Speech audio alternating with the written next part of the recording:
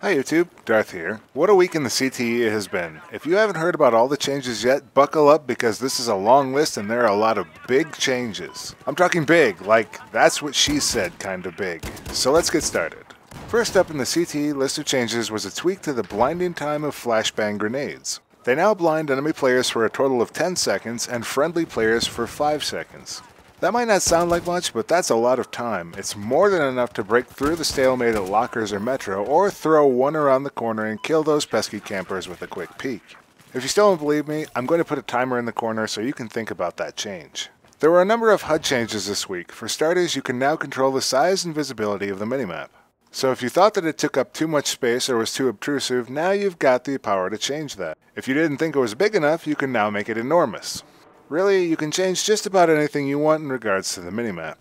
DICE also made changes to the visibility of friendly information when the reticle is on them at long range, moved the global HUD scale option to the Advanced tab, and disabled the player's own health bar and HUD icon.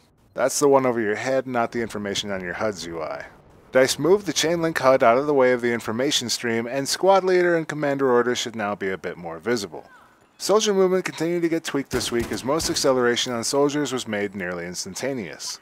You should notice this movement change when you enter the CTE, as your soldier will pretty much start moving at the maximum speed in any given direction. This has led some players to point out that the change is probably too extreme, and it sounds like DICE is looking to tame some of the movement changes. Because of the changes on the CTE, it can be somewhat difficult to hit a wildly maneuvering player. Some have likened this to Neo's behavior in dodging bullets in the Matrix. While I didn't see anything that bad, it was definitely a noticeable change.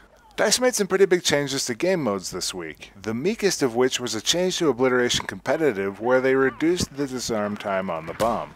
The big changes, though, came first to Chainlink, where they reduced the speed at which tickets burn by almost half, and they increased the round timer from 10 minutes to 30 minutes. This is a pretty major shift, as I mentioned in my Chainlink review earlier this week that Chainlink plays out awfully quickly. Hopefully this means that Chainlink players now actually have enough time to reverse the outcome of a round.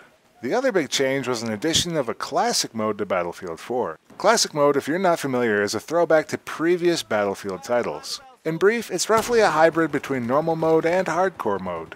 You've got the same damage mechanics as normal with reduced spotting abilities, and you keep your minimap. I know this is a feature that many Battlefield veterans have been eager for, and I think it'll be interesting to get some fresh blood playing this game mode for the first time. However, I do worry about further fracturing the Battlefield servers into a third community of players. And at this point, I think it's going to be a very niche group of players because I really don't see many normal players or hardcore players shifting to it. Another big change this week was to grenades, and the number of changes here was pretty extensive. First up, they reduced the number of grenades you can carry for the RGO and the V40. Now you can only carry one RGO and 2 V40s. This is going to change the nature of these grenades pretty drastically.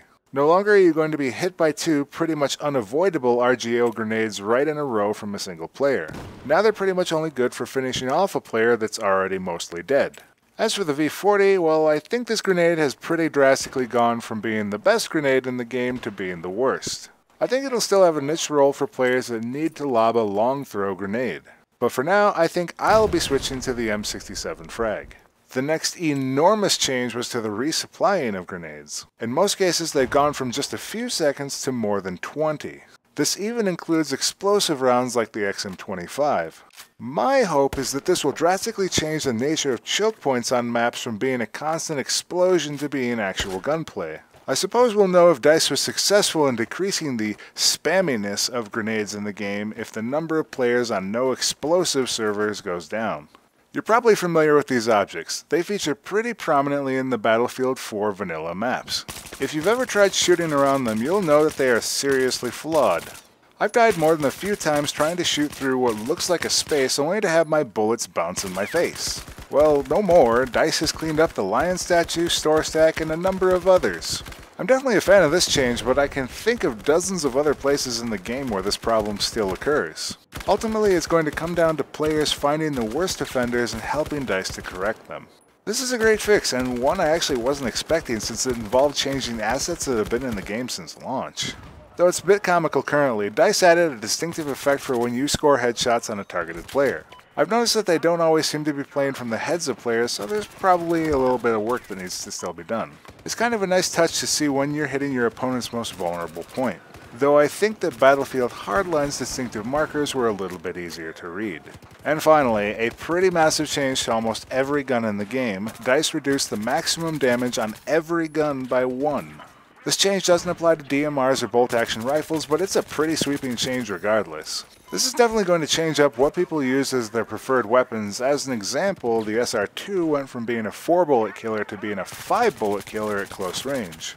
DICE's goal here is to reduce the number of single-frame deaths, also known falsely as the one-hit kill that players occasionally see from fast time-to-kill weapons. They felt that the TTK in the game undesirably decreased with the introduction of the new tick rates, and they're looking to dial the weapons back to what they were at launch. So we might not have seen all the changes they're going to give us yet, as the CTE is a very dynamic environment. On the CTE, I didn't really notice a huge difference yet, as the Scar H was still a pretty dangerously speedy killer, especially in the hands of TIG. Some other fixes and changes that DICE made in the CTE this week include additional visual recoil scope improvements, further tweaks to netcode automation, grenades will now only appear on your HUD if they are a danger to you, further tweaks went in for trying to combat around corner deaths, and fixing a crash involving ballistic shields. So wow, that's a ton of changes this week, but it's definitely about time on some of these necessary changes. I'm particularly excited about the changes to grenades, and I'm curious to see where they're going with the weapon changes. As always, if you have Premium on PC, I highly encourage you to check out the CTE in the link in the description below. That's it for this CTE Sunday. If you like this video, please toss it a like. If you're new around here, check out my channel and please consider subscribing. As always, thanks for watching, and I'll see you next time, YouTube.